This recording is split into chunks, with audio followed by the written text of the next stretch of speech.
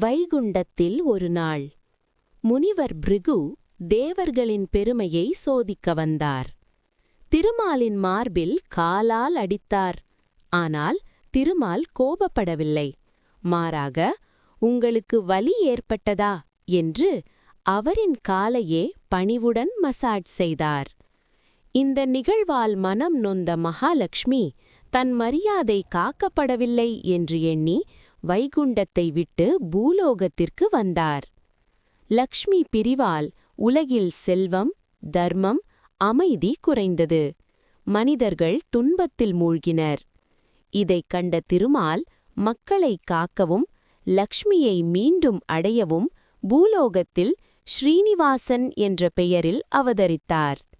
திருமலை எனும் புனித மலைகளில் எளிய வாழ்வு, வனவாசம், கடுமையான தவம், இதயமெங்கும் பக்தர்களுக்கான அளவில்லா கருணை. அதே பூமியில் மகாலட்சுமி பத்மாவதி தேவியாக அவதரித்தார்.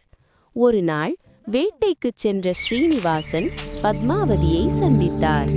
அந்த ஒரு பார்வை தெய்வீக காதலாக மலர்ந்தது. இருவரும் திருமணம் செய்ய தீர்மானித்தனர்.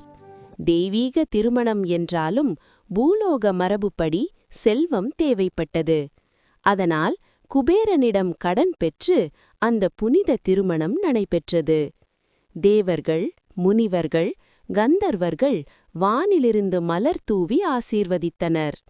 திருமணத்திற்கு பிறகு ஸ்ரீனிவாசன் திருமலை மலையில் நிலைத்திருந்து கலியுக மக்களின் பாவங்களை ஏற்று அவர்களுக்கு அருள் வழங்க உறுதி செய்தார். அன்றிலிருந்து அவர்தான் திருமலை வெங்கடாச்சலபதி.